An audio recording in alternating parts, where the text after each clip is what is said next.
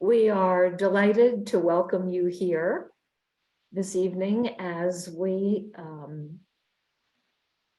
present our program, Electrify Everything, and are delighted that Sally Buttner and Roger Reinicker will take us through some really important and in some cases little known information about opportunities for us to make a real difference in the current condition and the future of our planet.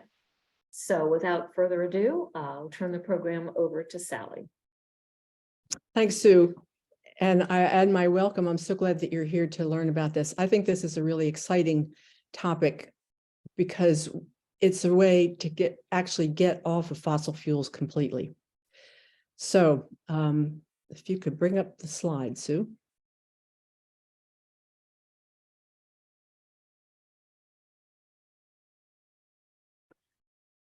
Okay, and the next one, please. So you might be wondering, why is this a peace and justice issue?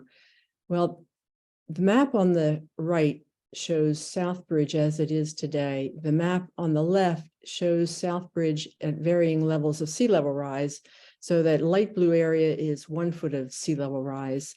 At 3 feet, the green area is underwater. And at 5 feet, even the tan is underwater. Next one, please.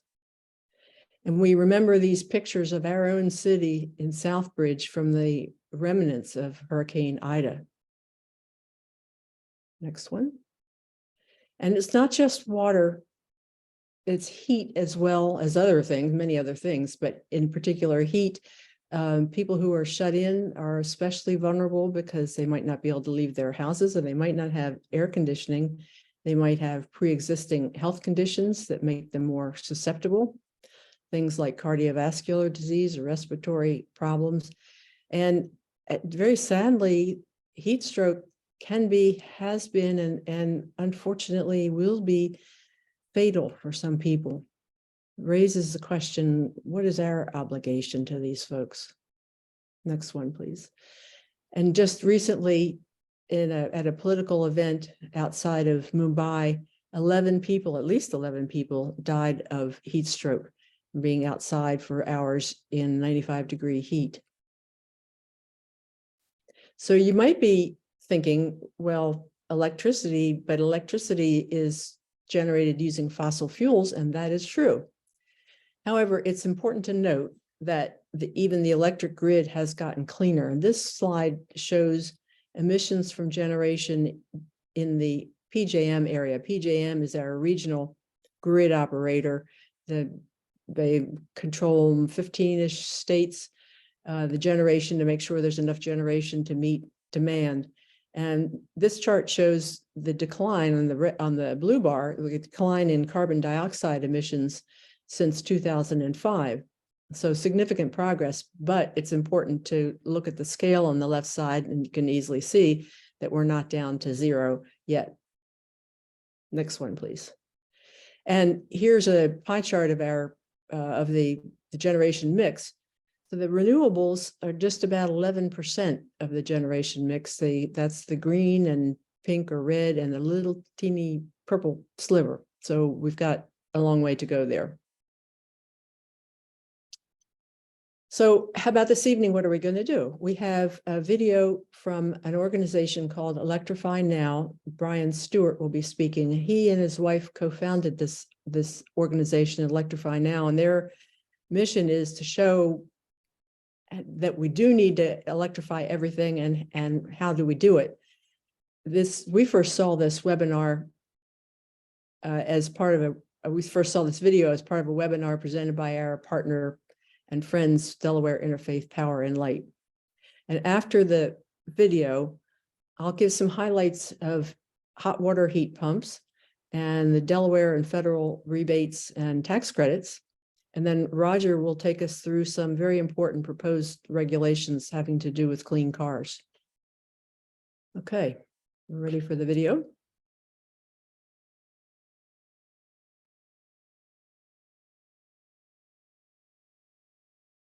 My name is Brian Stewart, and like Shweta said, I'm the co-founder of Electrify Now. And my background is in design and engineering.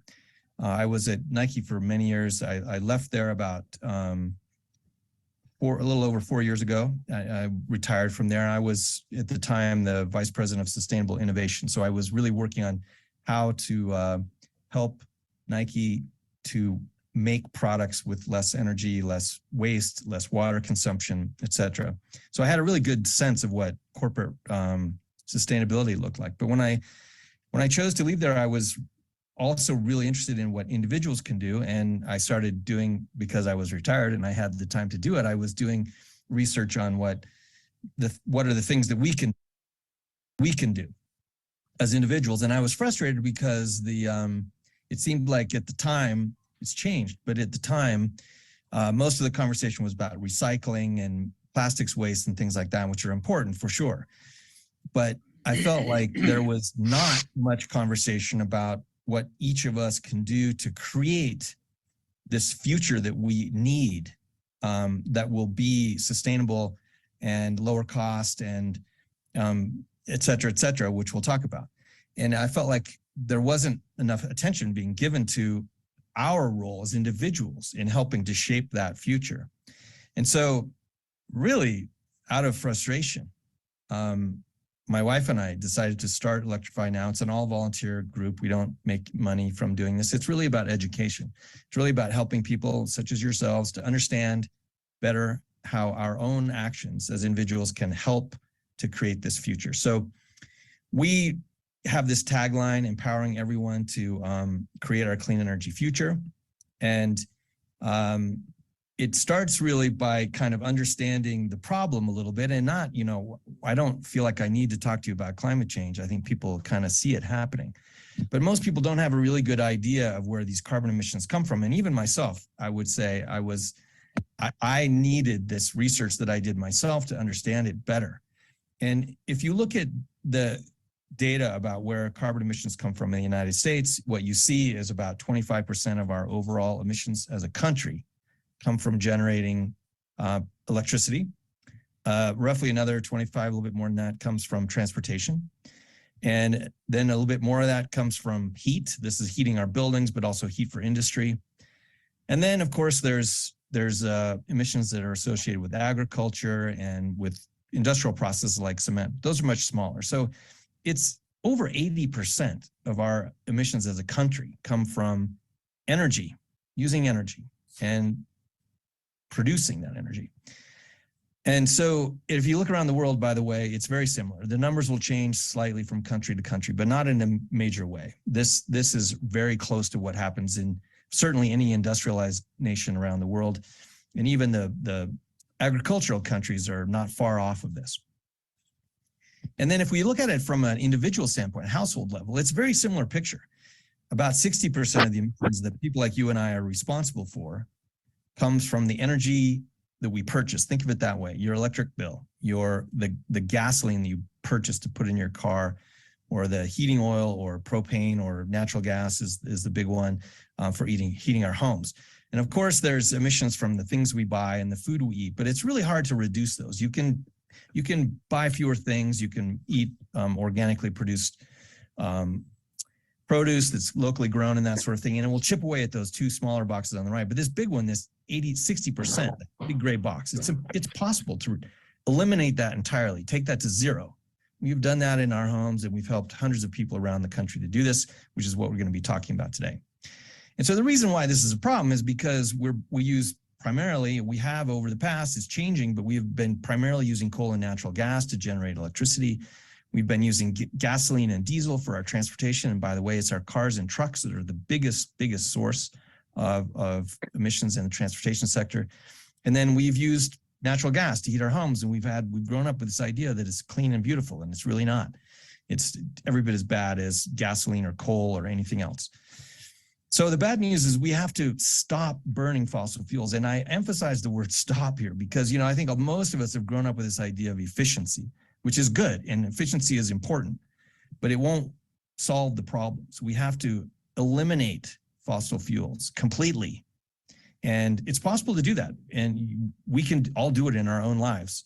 And we'll talk about that. But the good news is, and that's the bad news. The good news is that wind and solar are now the lowest cost sources of new energy. And this is because the cost of generating electricity with solar and with wind have just plummeted over the last 20 years as these technologies have scaled. And all the signs and the research that's been done on this shows that these curves are going to continue to drop. These prices will continue to drop. And to the point where it will be the cheapest way we'll save money by switching to clean energy, essentially, is what this says. So that's the good news. The other good news is that electric appliances of all kinds are dramatically more energy efficient now than they were just a decade ago or longer. The poster child for this is the LED light bulb, which is literally 10 times more energy efficient than an incandescent bulb. But everything that uses electricity in our homes, our refrigerators, our stereos, anything that you plug into the wall uses much less electricity now than it did years ago. And the electric grid, oh, by the way, that's not true of fossil fuels burning devices. They're barely more energy efficient now than they were 30 years ago, largely because the fossil fuel industry has done such a good job of fighting fuel efficiency standards, particularly in natural gas. And then the electric grid has been getting cleaner because every year, literally every day, more renewable energy is added to the grid. And so you can see here that we have far fewer emissions today than we did 20 years ago, even though we're using more electricity now than we were then. So when you combine all these things, cheap renewable energy, really efficient electric devices that we can use for everything, which we'll talk about, and this grid that gets cleaner every day, it's impossible to ignore this concept that we should be electrifying everything. And you'll hear these words more and more every day, I think, because it's a good way of kind of summing up what we're talking about. Anything that needs power should run on electricity and clean electricity. And what this means is kind of conjures up this image of a sustainable future where the wind and the sun is powering all of our primary energy needs. There are a few things that will be difficult to power this way initially, and we're not going to talk about that much because we're going to talk about the things that are easy to do, which is the vast majority of things that need to be converted. But certainly electricity, transportation, and heating can all be done with clean electricity. And if we do these things, there's these amazing side benefits. I mean, oftentimes we start this conversation around carbon emissions reductions, but think about air pollution. Where does it come from? It comes from burning fossil fuels almost exclusively. So we'll have cleaner air when we get rid of fossil fuels. We'll have much more available clean water. I've seen estimates that range from 10 to as high as 40% of available clean water is used for processing fossil fuels. So imagine if all that water was available for us to drink and use for in our homes instead of making dirty electricity or other things. And of course, you'll see a lot of evidence that supports the idea that transitioning to clean energy over time is going to help strengthen our economy. It creates jobs, really good jobs, by the way. So there's lots of good news that are sort of side benefits, if you will, from this effort to decarbonize. But I don't want to sugarcoat this stark reality that in order to prevent the worst effects of climate change, every single thing on the planet that burns fossil fuels must be replaced with a clean energy alternative before 2050. That's the sort of timeline that scientists give us to make this transition away from fossil fuels. So it's a little bit daunting when you think of it this way, because think of it, there's thousands and thousands of coal and gas power plants around the world that need to be transitioned to wind and solar. There's millions and millions, hundreds of millions of cars and trucks that need to be transitioned. There's millions of gas furnaces and water heaters and other devices that create heat that need to be transitioned as well. So it can be a little overwhelming. You know, Saul Griffith, Shweta mentioned him in his book. He talks about billions of machines that need to be changed.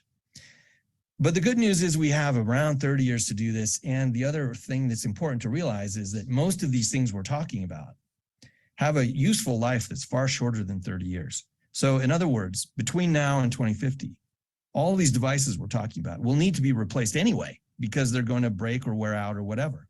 So it's important that we take the opportunity to replace them with these amazing solutions that we have that are right here today. So we talked about wind and solar. For every gas plant that's out there creating electricity should be replaced with wind and solar, and that's happening. Electric vehicles, they're here today. You know, we can use them for our own transportation in our own lives, but they're here for, you'll see more and more this change to using them for delivery vehicles and other things. That technology is here. It's very robust. And electric heat pumps, which are sort of mysterious to a lot of people, and we'll talk a little bit more about those later, but they can be used to heat and cool our buildings, our homes, office buildings, warehouses, apartment buildings, offices, anything.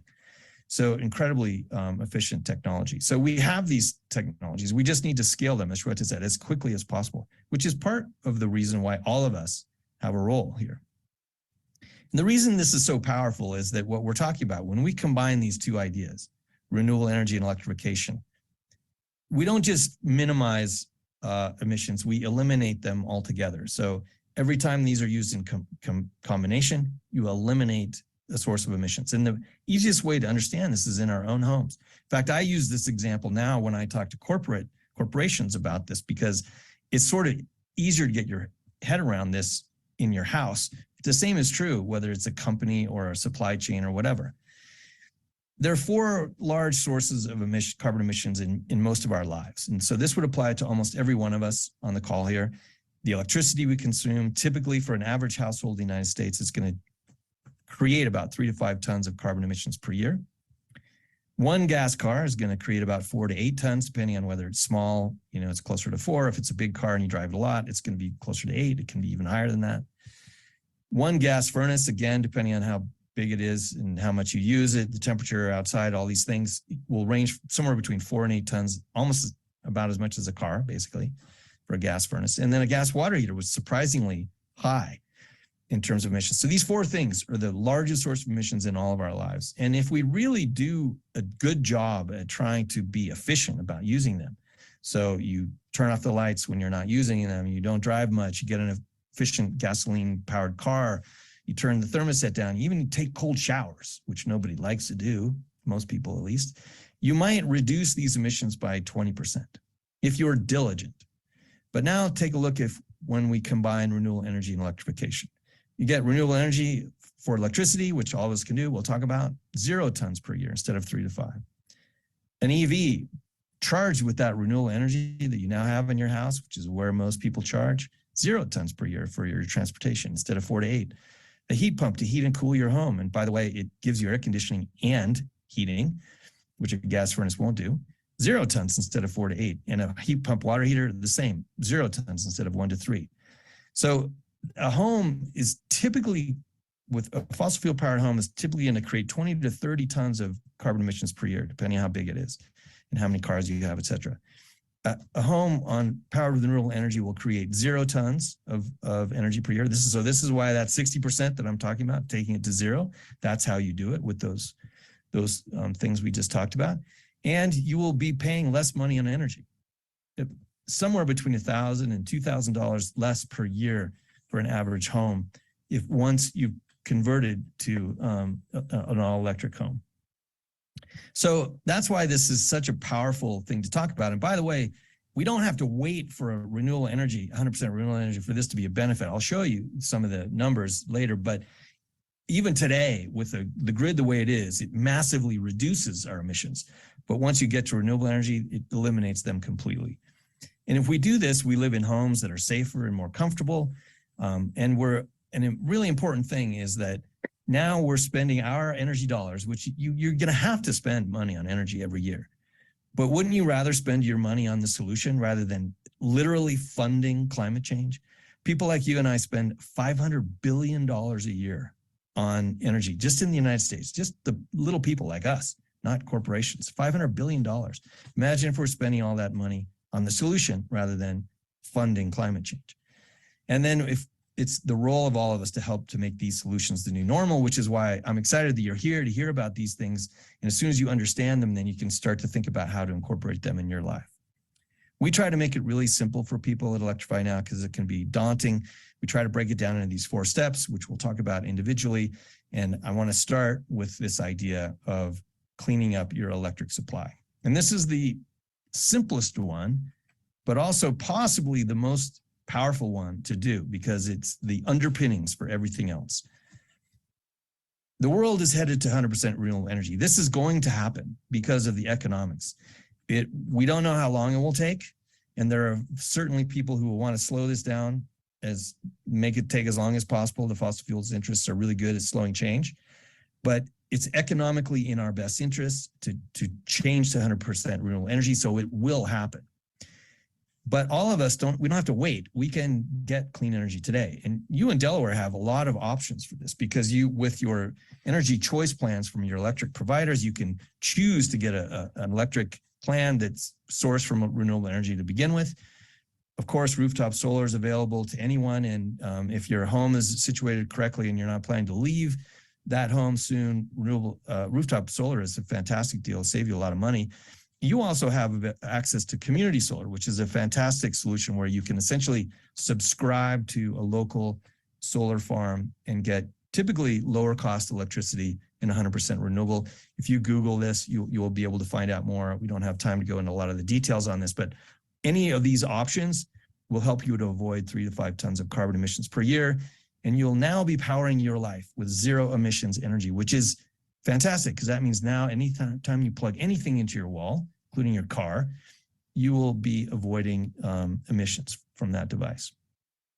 So that's the simple one, and I would urge you to do it today if you haven't done it already, because it's really powerful and it's relatively low cost, and sometimes it can save you money. Then we need to electrify our homes. And this is where it gets slightly more complicated, but the simple way to think about it is, just close your eyes and imagine everything you have in your home that burns fossil fuels. And what you will want to do as soon as you can, and it's a financial decision, because it's expensive to do some of these things. As soon as you can, you should get rid of those things that burn fossil fuels and replace them with clean electric options. And there's 4 really critical electric technologies that are important to know about. There's others that are also part of the deal, but these are the big 4. And they're all super efficient, and they're high performance. And what I mean by that is that they work better than their gas counterparts, and they're all very low in carbon emissions. And those 4 things are heat pump water heaters, which look exactly like electric water heaters or gas water heaters, but they are 3 to 5 times more energy efficient. And when you power them with clean renewable energy, they're not going to create any emissions. Heat pumps for space heating and air conditioning, they have these outside units that look exactly like an air conditioner, but it's going to connect to an internal system which will blow warm or hot air through your home to heat and cool your home. Again, 3 to 5 times more energy efficient than any other way and lower cost. And then inside our homes, things like our cooktops, our stoves are really important because a lot of people, they don't care too much how you get hot water, but a lot of people have an emotional attachment to gas stoves. Induction cooktops are way better. Again, I wish I had time to go into I could tell you the specs on this, but if you've experienced cooking with induction, you would never go back to gas because it just works better. But that's an important thing in order for us to get off gas. And then for some homes who have electric fireplaces, it's important to get rid of those too. I'm sorry, gas fireplaces, it's important to get rid of those. And that's usually the thing that would enable you to get off the gas altogether. I want to, we'll talk a little bit more about those things, but heat pumps is kind of a mysterious concept for most people. And it is a little bit complicated to explain, but the easy way to think about this is that we've all had heat pumps in our lives, our whole lives, and those are refrigerators. A refrigerator is a heat pump. And basically what it does is it moves warm air from inside your refrigerator out into your kitchen. So your kitchen gets warmer and it's pulling the heat out of that insulated box. So as a result, your refrigerator gets colder and your kitchen gets slightly warmer. You barely notice it, but if you put your hand behind the refrigerator, sometimes it blows warm air out of the bottom. You can feel that. That's because it's moving heat from one place to another. It's not creating heat, which takes a lot of energy. It's moving it. So it's as much as 5 times more energy efficient than any other way to do it. You'll hear this thing like 350% efficient. Think about that for a minute. That means for 1 unit of energy, you get 3 or 3.5 units of heating energy. It's crazy because it's moving heat, not creating it. And just for comparison, a really efficient gas furnace, by the way, is like 95% efficient. So these things are way, way more energy efficient than anything else. And like I said, this technology has been around for over 100 years. It's been mass produced all around the world. There's some countries where heat pumps for space heating are normal, like 90% of the homes use them. So this is not something new. It's been around for a long time. And it's just a little bit new for us here in the United States. The other important thing about electrifying our homes is we get much safer homes. And one of the main reasons they're safer is because of the indoor air quality. You may have been hearing a lot of news recently about how burning fossil gas in stoves creates these really nasty indoor air pollution problems and carbon monoxide and nitrous oxide emissions that are linked to higher risks of asthma, particularly in young children and the elderly. And using a gas stove for just a few minutes can create indoor air pollution that would be illegal if it was outside, even with a hood. And most hoods aren't very effective, but even with a hood, you're likely to get indoor air pollution that would be illegal outside. And these things, we're learning more and more about this all the time. They actually leak methane even when we're not using them. And the methane has other things like benzene and other really nasty chemicals in it that are also bad for our health. An induction stove has none of those problems. And like I said, it gives you better control. It's much faster to heat. You can boil water in about half the time with induction compared to gas. It's much easier to clean. You're talking about a glass cooktop rather than all those nooks and crannies where your pancake batter gets lodged. And they don't create any of those nasty indoor air pollutants that we were talking about. So the idea would be thinking about ditching the gas altogether in your home. As soon as you're able to do that, your space heating, your water heater, are the two biggest ones that contribute the most carbon emissions. But your cooking and even your things like your barbecue, you can get rid of a gas barbecue or a charcoal barbecue and replace it with an electric one. And of course, we talked about electric fireplace inserts and even your gas power tools like lawnmowers. All those things create unbelievable amounts of air pollution and carbon emissions. And you will be happier once you switch to these things because you'll get a more comfortable home that performs better, superior air quality like we talked about, lower operating expenses, and all these things are easier to clean and maintain than their gas counterparts.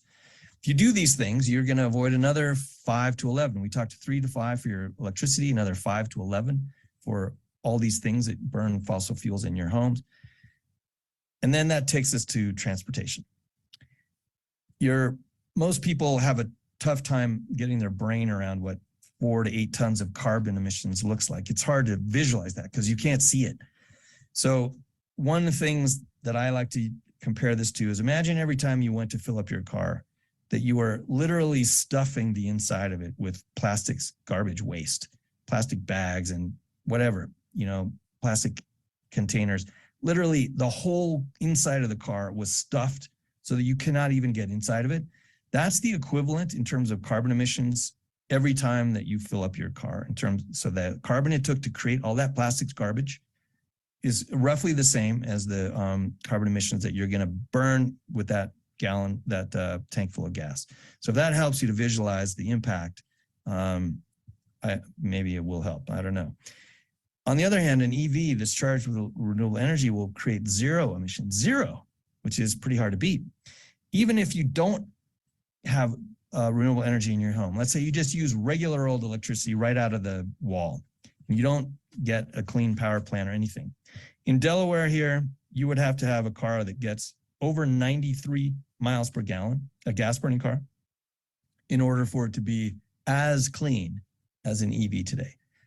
I don't know of a car that gets 93. I mean, the average in the United States is like 27, and a lot of big SUVs are going to be in the teens. So the point is that even today, with the grid the way it is, an EV is much, much, much cleaner than a gas burning car. And this is true of all these devices we're talking about. It's just, this is really good data from the Union of Concerned Scientists, which makes it really easy to understand. So, but at the end, again, this doesn't take into the situation where you've got renewable energy in your home, which eliminates the emissions altogether.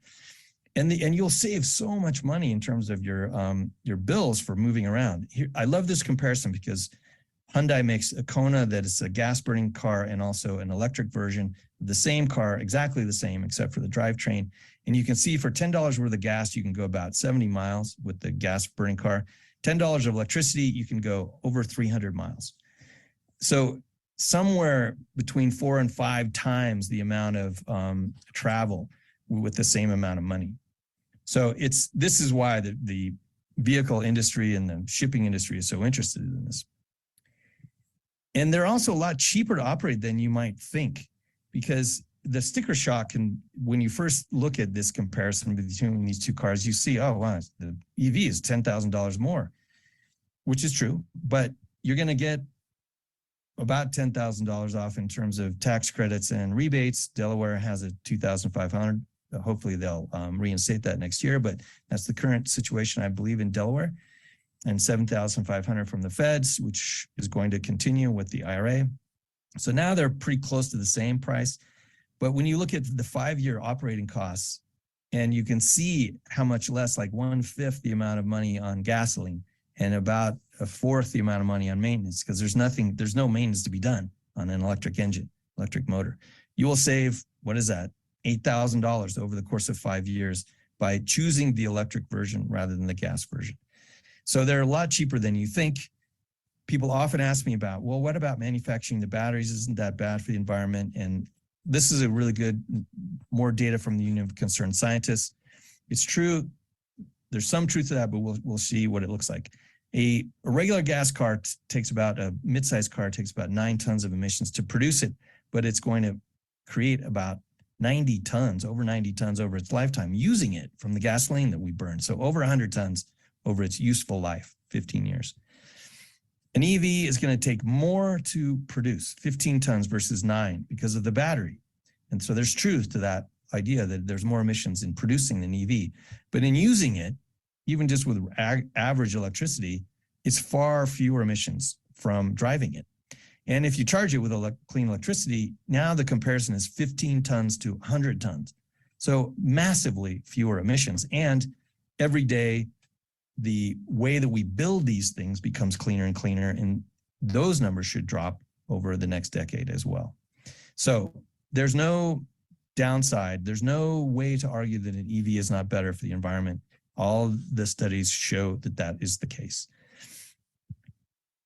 A lot of other people also ask me, well, shouldn't I hold on to my gas burning car as long as possible before I trade for an EV? And the answer to that is no. You should do this as soon as you are able. It's a financial decision, not a sustainability thing. Sometimes it's important for us to hold on to things like our clothing for as long as possible, because all the emissions were in making it. But with a gas burning car, 1 year of driving it creates almost as much emissions as it took to make the thing in the first place. Let someone else drive it. You should be spending your money, your $3,000 for a typical home on gasoline per year. You could be spending that on clean energy instead of paying for climate change. And it's people like you who are thinking about this that are the ones who are going to help accelerate EV adoption. So do it as soon as you can. I also would just like to mention that, we have to, a lot of us are able to make these adjustments in our lives. It's not fun, but we can buy a new water heater if we need one. As far as brakes, there's a lot of people who are going to really struggle with that transition. We know these all-electric homes are better. We have to have policies that prioritize disadvantaged communities so they're not the last ones to benefit. Because the worst possible outcome would be the people who suffer the most from climate pollution now, these lower income folks, people of color. The worst scenario would be that they're the last ones to transition and are the last ones to benefit from all these amazing advantages of electrification. So we need policies that prioritize them, push them actually to the front of the line. And we'll talk about that. The IRA has some of that in it. This is a really important thing. This is, a lot of people say, the most important climate legislation that's ever passed in the United States. It's going to jumpstart the electrification movement massively. And there's a lot of things that we as individuals can benefit from in terms of rebates, tax incentives, but it also creates these incentives for supply chain investments from industry that will help all these technologies that we're talking about get cheaper and more efficient even every year. So there's money in there for high efficiency electric appliances in terms of rebates and also tax incentives. There's home energy upgrade money. So if you have to do some wiring in your house or maybe put a new electric panel in so you can charge your EV, there's money for to help cover those costs. There's money to lower the cost of installing solar and storage in our homes, electric vehicles, particularly. There's a lot of stipulations about these that's important to, will get ironed out over the next few months. But in general, all these federal incentives that were ready to expire because a lot of manufacturers have made so many of these vehicles now, it will keep those incentives going for many, many more years. And then there's a lot of money going into clean energy infrastructure, which will make it easier for renewable energy to happen for electricity and other things. And as we talked about with Electrify Everyone, there's additional dollars. People who are low income or income qualified get even more, like up to $8,000 a year on clean energy appliances. It's about half that if you're not income qualified. So this is taking care of that thing we talked about in terms of Electrify Everyone. There's great information on the Rewiring America website. If you Google Rewiring America IRA calculator, you put in information about your situation, your home, your income, it'll tell you exactly what you could expect to receive in terms of rebates and that sort of thing. It's a really good tool. So that's it from us. You can find out more on our website about all these things. We have a monthly newsletter that I'd be delighted if you'd sign up for, with lots of tips and helpful information that you will find interesting. We try to keep it very optimistic and upbeat and colorful and fun and easy to read. And we only do it once a month, so it's not a lot of email from us. We have webinars on every topic, whether it's solar storage or electric water heaters or induction stoves, whatever it is that you might be interested in. We have a webinar on it on our YouTube channel. You can find the link to that on our website. So thanks for your attention, and I'd be happy to answer questions later on as we get to some FAQs. Thank you, Brian.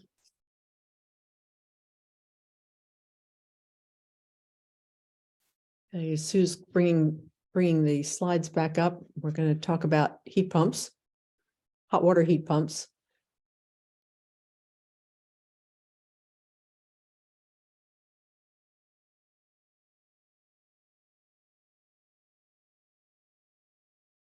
We need to go down to slide 10. Here we go. The reason that we thought it might be helpful to give a little bit of overview about hot water heat pumps is that they tend to go all of a sudden, and all of a sudden you need a new hot water, excuse me, let me start that over again. Hot water heat pumps do not tend to go all of a sudden. Hot water heaters tend to go all of a sudden. And when they go, you need a new one right away. And it's a time when you might be saying to a contractor, what do you have that you can put in today? So we thought it would be helpful to give some information about hot water heat pumps, just so you got that in your back pocket if and when that time comes. So heat pump hot water heaters, heat pump water heaters cost a little bit more to start. But you can see on this chart, for a household of 4 people, the payback recovery for that amount is just 3.5 years, and the lifetime savings are quite significant. Next one. I'm not going to go into any more detail about how they work than Brian did, except to just reiterate that they are basically like a refrigerator in reverse, pulling heat out of the air and into the tank.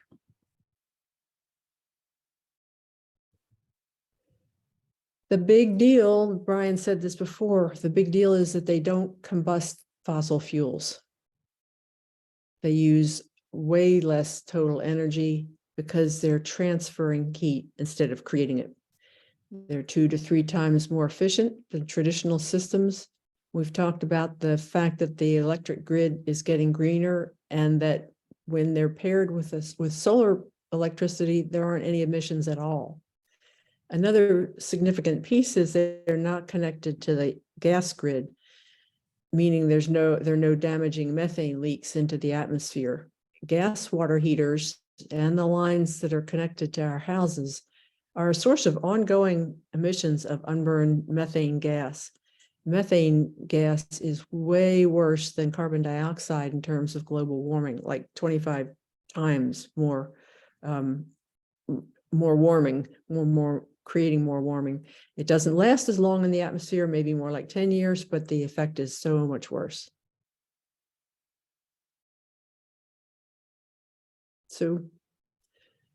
So you might be thinking, where could I find an installer for a heat pump water heater? Well, Energy Star has links by state of installers. So these are 3 that are listed for Delaware. I'm interested in installing a hot water heat pump myself, so I've started talking with contractors. I've talked with AirServe. They've been great, very helpful. And I will say that the reason that AirServe's logo is up there and the other 2 logos are not is only because I couldn't figure out how to paste their logos on that page. So Brian talked about Rewiring America, and this is a QR code. Hopefully, if you take a picture of it with your phone, it'll take you right to Rewiring America's calculator. But if not, you can easily find the calculator by just Googling Rewiring America calculator. Okay.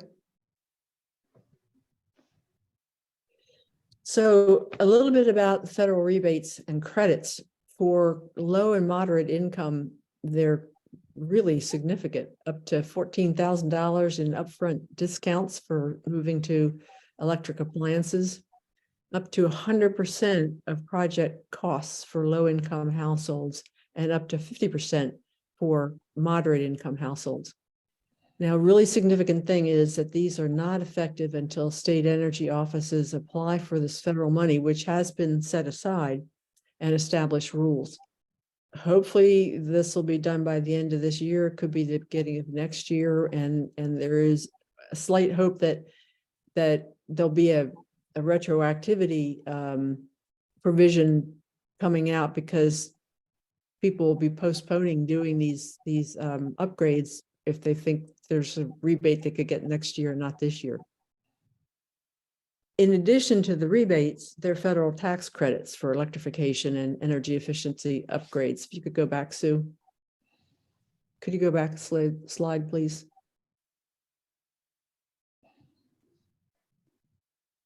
Thank you. There's a federal tax credit of 30% up to $2,000 a year for heat pump, HVAC, and hot water. And a key thing here is that $2,000 resets annually. So if you were interested in doing both heat pump, HVAC, and hot water, you might think about doing them in separate years to take advantage of the full $2,000. And there's a 30% tax credit for rooftop solar, home batteries, and geothermal systems. Next slide, please. Here's a look at Rewiring America's calculator. If you put in just a little bit of information about household income and zip code, you'll be able to see electrification rebates and tax credits that you'd be eligible for. When you're on this page, you can click on either the rebates column or the tax credit. And here we're obviously looking at the tax credits.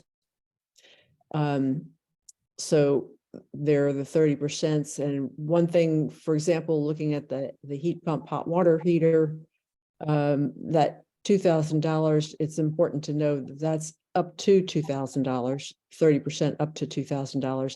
But all these credits are available right now. Next slide, Sue, please.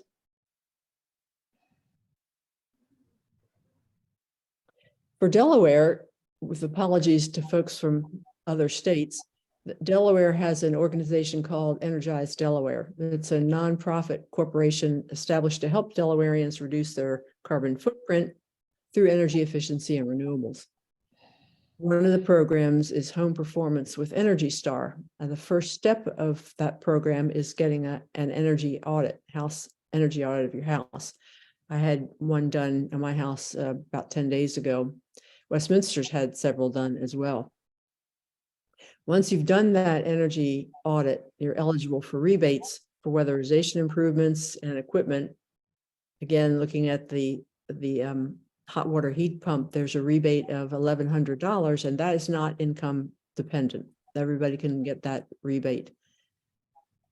The way the calculation works for the federal tax credit is you take the total costs, say it were $4,000 for the heat pump, take out, let's make it $4,100, take out the credit of $11,100, and then apply a 30% to the remaining cost of $3,000. And that would be the federal tax credit. Of course, there are some conditions that apply, so you can get details at energizedelaware.org.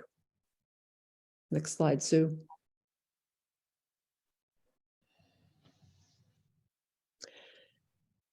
A word about lawn tools. 2 words: go electric. They are horribly polluting, as Brian said. 2-stroke leaf blower that requires a mixture of gas and oil, tested in one study, found that it emitted as many hydrocarbons in just a half an hour as would be produced by driving a Ford F-150 truck from Texas to Alaska. And I've seen other studies that look at the emissions, comparing them to a Ford F-150 truck, and they're all similar. There's an organization in Newcastle County called Powering Our Future. It's established by a man named Mike Smith. And this organization offers a $50 rebate for purchases of electric lawn equipment. And it's offered to any household, business or nonprofit within Newcastle County. And I have just one more comment to make before we switch to Roger, and that is about tankless water heaters.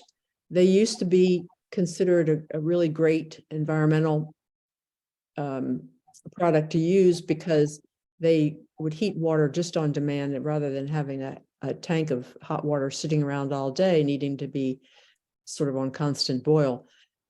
However, the National Resources Defense Council did a study and found that they emit little puffs of methane gas every time somebody turns on the spigot. So they may very well not be helpful at all. So with that, Roger, you take it away. Thank you, Sally. I just have one comment on your section, is that I have written my legislators complaining that we are still putting in infrastructure for gas in new homes, and probably still offering the rebate for high efficiency gas furnaces. Now we have rebates for HVAC systems, which have heat pumps. And I think we have to discontinue the rebates for natural gas furnaces. It makes no sense, as Brian says, to invest in climate destruction. Absolutely crazy. Well, let me get on. I know the hour is approaching, so let me go on to clean car rules. We've had clean car rules in this country since the 1970s with the formation of the EPA. I mean, you know, this is gas mileage standards.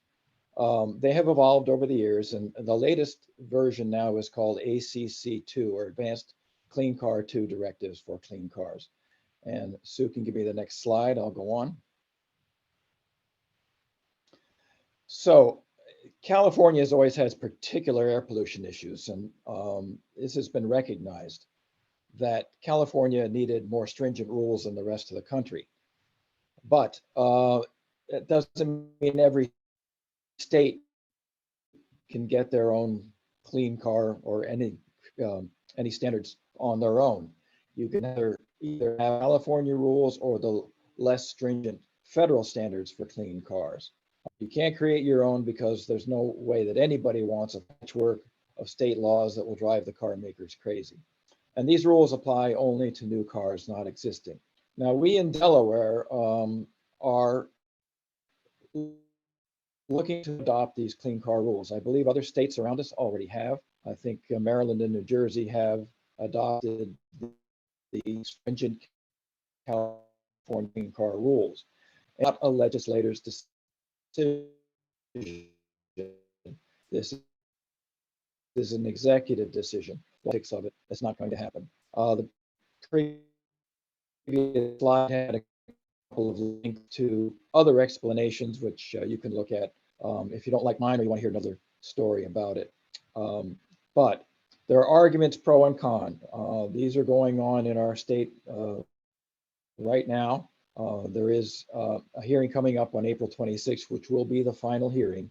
And as you listen to my pros and cons and you have an opinion yourself, I hope that you will share that with the state, the governor, and DENREC using the links that are at the end. But let's go into the arguments for electric vehicles. Brian Stewart has done a great job of talking about that already, but just to reduce or reiterate what they are. Zero emission vehicles, or ZEVs, your electric car, reduces our fossil fuel dependence. I mean, we won't have to worry about OPEC deciding that they need a few more luxuries in their countries and jack up the price of gasoline by throttling the supply. That will go away. Also, that will go away is a lot of ocean transport and shipping. A significant percentage of ocean shipping is fuels. And if we can get rid of that, that's another savings. So we're going to reduce greenhouse gases and mitigate, which are the very scary climate change effects, which we all see. The health benefits, of course, are less pollution, ozone, nitrous oxides, nitrogen oxides, and particulate matter, which are particularly bad in the cities. The American Lung Association has given Newcastle County a rating of D for ozone. That's Newcastle County in total. I can't imagine how bad it is in the city where there's a lot of truck and diesel and car traffic. It has to be very bad. And I know, Sue, you have mentioned about the difference in life expectancy between two adjacent area codes in Delaware. And, that is one of the reasons why some area codes in Delaware have less life expectancy. Electric vehicles cost less to operate and maintain. There's just simply fewer parts in a electric vehicle to break down. I paid $300 or $400 for a valve adjustment. Sorry about that. For a valve adjustment the other day, that cost will go away. They are safer vehicles. I mean, if we today had to invent a car and we had never seen a gasoline powered car before, and we said, well, okay, here's we're going to have this car, and how are we going to power it? Well, we're going to put this poisonous, toxic, flammable, explosive liquid in, and everybody's going to have to handle it and run it around. And yeah, okay, if you have an accident, yeah, it might leak, or probably will leak, and and it may explode and burn. No one in their right mind would do that if you could use electricity. This one of the strongest arguments for electric vehicles is if we do not adopt clean car rules in our state, these car manufacturers will look at adjacent states and say, that's where our EVs are going to go. We don't have to have any EVs in Delaware. They can continue to buy gas, but I have to meet my state standards in Maryland and New Jersey, and I'm going to ship all my EVs there. So if we don't adopt clean car standards, we will not get to see the latest, greatest electric vehicles. We will have to go out of state to buy them. Next slide, please. The arguments against, I would think a lot of it is due to just saying to people, you're mandating this change over up to 2035, a gradual change to electric vehicles. People don't like to be told what to do. I understand that. There's also some range anxiety. How far can I drive my electric car? And of course, the higher initial cost, which Brian Stewart has talked about, that may be offset by rebates. The range anxiety is probably due to older technology or older experiences. It's changing. The ranges are increasing. And the range anxiety is also probably about charger availability. If I go on a long trip, am I going to find a charger for my car? And it has come out, Walmart plans to install EV fast chargers at thousands of Walmarts and Sam Clubs across the US. Wegmans, right up near our church, has gotten a new Wegmans, and they've already installed the chargers. And if Sue can go to the next slide, I will show you some pictures I took of these new fast chargers. They're very fancy. They have big screens that light up. They're the size of a super refrigerator. And these screens go on every few seconds with useful information, such as electric vehicle drivers can use the HOV lane in 13 states. $1 spent on electricity in an electric vehicle will take you as far as a gallon of gas. And gallon gas, $3.50, $4 now. So electric vehicles, 3.5 or 4 times more efficient.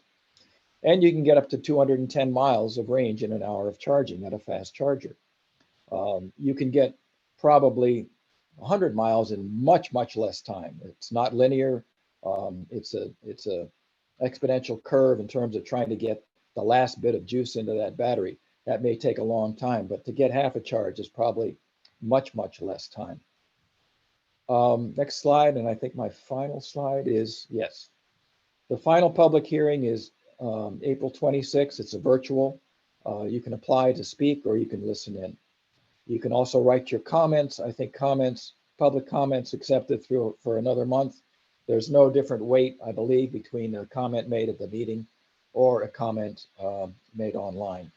There's the email to send it to DENREC and a link for the online comment that if you want to make that. I think we're at the end of almost an hour and maybe a little bit over. So I thank you very much. And I'll turn it over to Sally and Sue. To Sue. Thank you all for being here, for watching this real time or on recording. We're delighted to be partnering with the Earth Care Task Force at Westminster as part of the work of the Peace and Justice Work Group, and delighted to have these Thursday evening audiences where we can share really important information with all of you that is actionable and can make a real difference. So thank you for your interest, your energy, your commitment, and we look forward to seeing you on future Thursday evenings. Thank you so much. Good night. Night.